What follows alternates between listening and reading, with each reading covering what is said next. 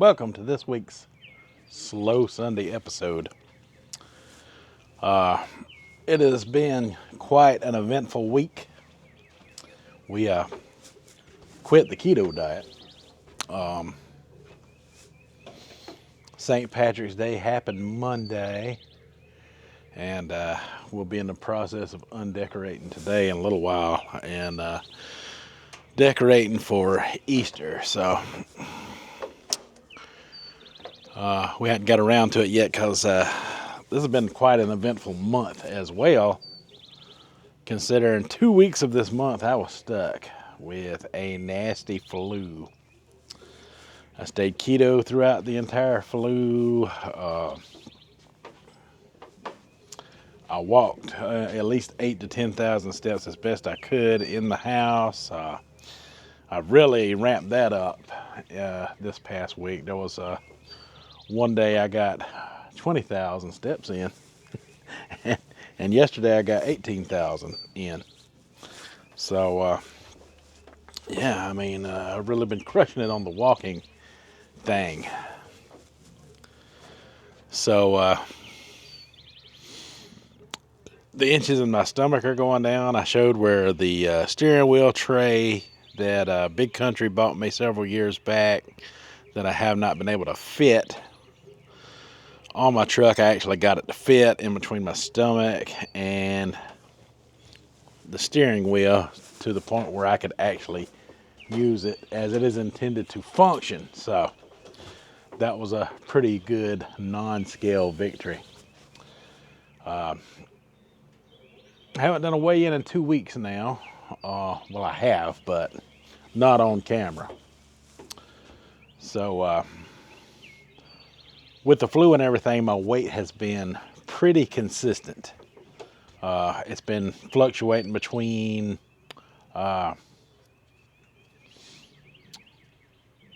209, sorry about that, 309 and 313 pounds, somewhere around there. This morning I woke up, I weighed, it was 311. And I think some of that is due to the flu, because I still got after effects of flu still in me. Either that or pollen season or a combination of the two going on. But the weight loss kind of slowed down for a minute there. But the inches in my stomach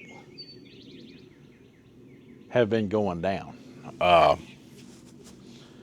in a way that I can't quite explain. The only thing I could probably think of is I'm losing body fat percentage, which is, catching up to where it needs to be, as far as that goes before the weight is allowed to drop.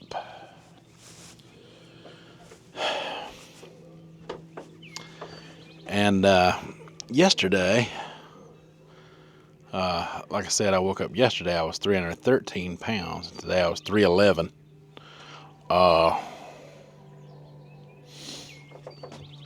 What happened was, yesterday I walked 18,000 steps for one thing. That was a big part of the drop, I think. And also the fact that I did a stricter schedule of intermittent fasting that wasn't keto, and that's probably the first time I've done that. And this is how I lost my weight in 2022, eating whatever the heck I wanted. My daughter's TV's on in that room, and it's bleeding through to the outside of the house. Let me see if I can find a good shady spot I can go talk to you guys in. It's a sunshiny day outside. It's beautiful out here today. And we'll go over here by the old mold shed and fire pit and everything. Talk this way. But yeah, son.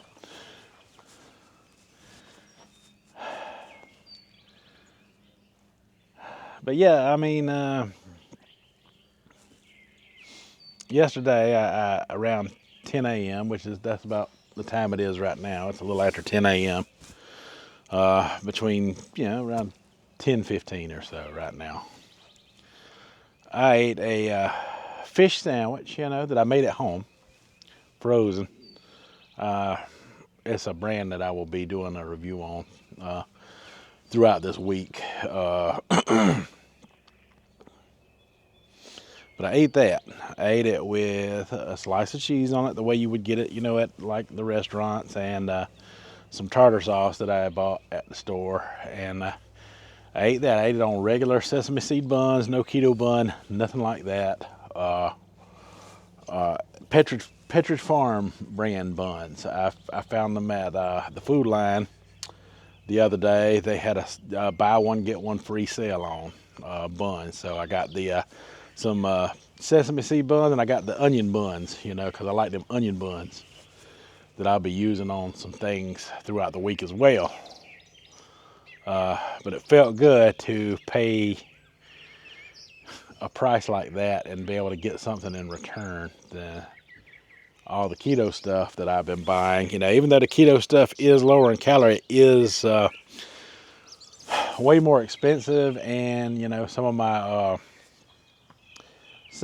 my subscribers and followers, they said, that they were glad I was back in the calorie game. That the keto thing was just too expensive for them, and I totally get that.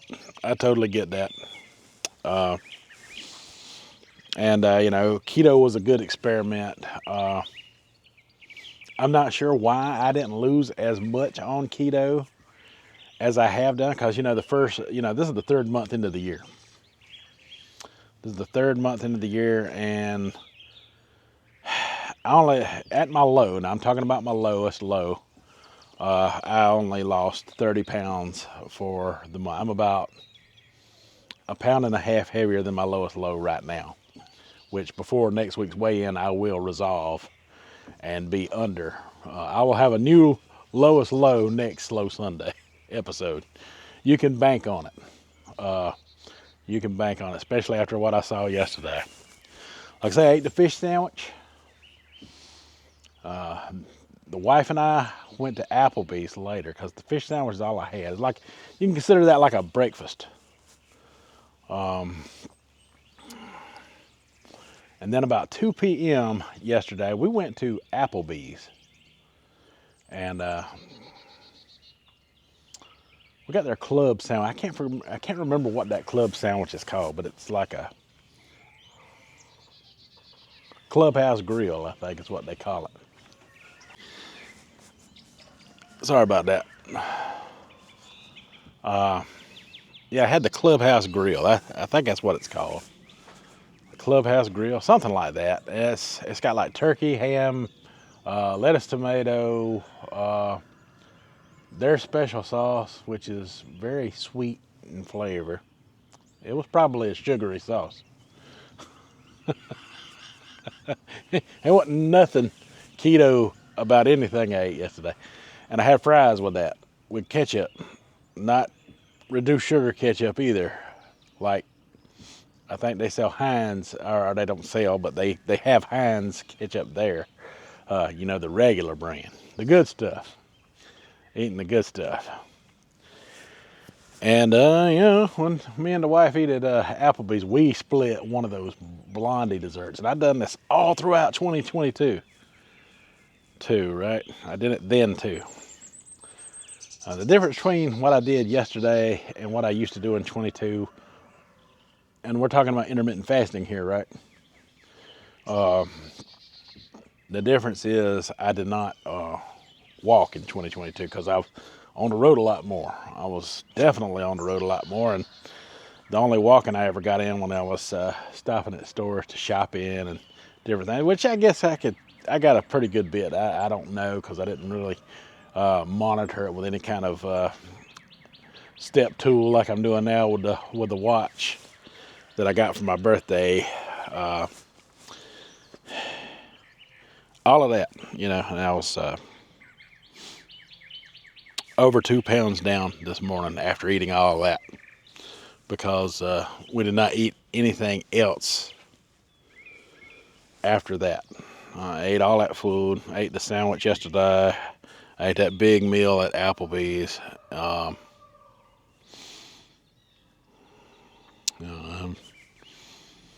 Everything that you're not supposed to have, that's supposed to keep you from losing weight, I lost weight on it. And why is that? I don't think it's the walking. I think the walking actually helps, because that's calories burnt, and you're actually, dipping into some fat loss there, over the weight loss. So I think it's the early time restricted intermittent fasting that I did yesterday, because your body kicks back into ketosis after 12 hours of no food. So around 2 a.m. and plus all that walking that I had done contributed to, because exercise like that helps you reach ketosis faster as well, which is where the weight loss magic happens. You don't have to be on a ketogenic diet of any kind to reap the benefits of weight loss, if you know what you're doing, if you know how to get those things, going throughout your body. And at my age, I'm 53 now. The walking helps with a lot of things too. That also keto helps with. Like it helps with lower blood pressure, your glucose, your blood glucose, all that. Walking helps with all that too. So, if you're gonna eat whatever the heck you want, I definitely recommend at least 10,000 steps a day or better. That seems to be helping me. I dropped 2 pounds, literally overnight by implementing a stricter intermittent fasting schedule, which I will be doing a lot more of this week. I'll be eating whatever the heck I want to again. And yeah, I mean, there's a lot I could get into, a lot I need to get into. So if y'all got time to listen, I'll just run you by a little bit of it. One of the reasons I got so frustrated, doing keto and stuff, I look at all diets, everything. One of the reasons I quit was all the fasting going on around carnivore, keto. There's a lot of people, right now who are bigger that's got channels, and they're trying to lose weight, because they're trying to get those clicks and views, right?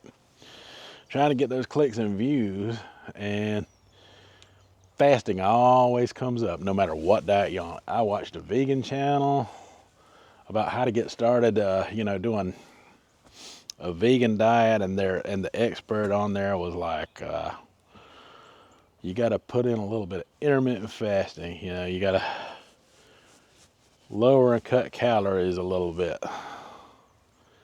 You can't just, go hog wild and eat what you want. And they all say that. The one thing they all got in common is they all throw fasting in there at some point. Because without it, they all come to standstills as well. Even on the strictest ketogenic diet, which is carnivore, it's still a ketogenic diet. It's still a keto diet in its strictest form. People still come to standstills. I saw another guy also who said, don't trust your scale. Your scale will lie to you. And y'all know that scale will not lie to you. I say that every time. And he called them a weight-only scale. Get you a smart scale, he says. So I Googled it. And it turns out that smart scales are good for measuring weight, just like a weight-only scale. But they over and underestimate everything else, kind of the way the smartwatches do. So Get you a good set of scales that measures your weight, and that's all you need. That's all you need. That's some BS advice right there. Now, what he was saying about, your body could be going through other changes about you could be losing waist circumference and other things could be going on, to use a measure instead of a scale. I agree with you, but do not discredit that scale. That scale will not lie to you. If you're at a standstill on that scale, then you need to make that scale's telling you need to make changes in order to make that scale move again in some way, shape, form, or fashion. How you go about it is up to you, but it's telling you the truth. You may not like the truth it tells you, but yeah, there's not a such thing as a weight-only scale. That is the biggest bunch of crap I've ever seen or heard.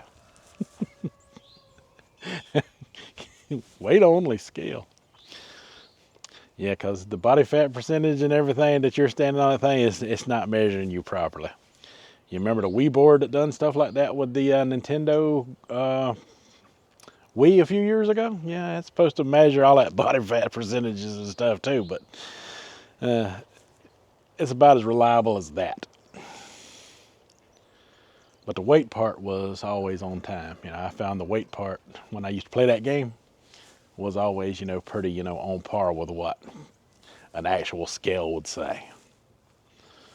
So, yeah, you pay attention to your scale. Get a good one. Get a good digital scale. That's all you need. What else? I could go on and on about it, but like I said, the reason I quit keto is if I'm going to have to do intermittent fasting or a fasting regimen, and this is the thing, I'm not going to get into the extremes like I did before, even though, I say I'm in a competition, rumble and all that, that's just a fun term. It doesn't really mean anything at all. It's just a fun term, that if other people want to, join in and weight loss and to help encourage each other, that's what the rumble's all about, But this time and last time I competed head to head with people in it, to the point where I got to where, I was going a couple of days without eating or eating very little, to the point where I was trying to manipulate that scale harder and faster. Yeah, not this time around. I'm not doing that. I'm not going to compete like that. That way of eating is not sustainable. I feel like an OMAD or a 2-med is what I'm focused on, eating whatever the heck I want. Fluctuating between the two, like I did yesterday. You could consider that a 2-med, and I dropped 2 pounds. A 1 meal or a 2 meal a day, if I'm doing 2 meals, it's going to have to be sensible. I understand that, where, it's not going to be overbearing, but, one good, fulfilling, actual meal. Within a 6-hour eating window, I think is very reasonable. And for me, that was what I like best about the weight loss that I have done in the past. So that is the plan I'm going to be sticking to. That is the plan I'm going to be sticking to. Yeah, I seen a carnivore guy. He's trying to get his channel going. Go 3 days without eating in a row. And then go straight back to carnivore after, 36-hour fast, 48-hour fast. Shoot, I'm not sure. But it was a long time without food. And then to just go jump straight back on carnivore. And there's people out there who's lost their weight, on carnivores or on vegan diets and all of this stuff, and low carbs and all of these different diets out there. But all of them, the one thing they all got in common is the intermittent fasting or fasting regimens.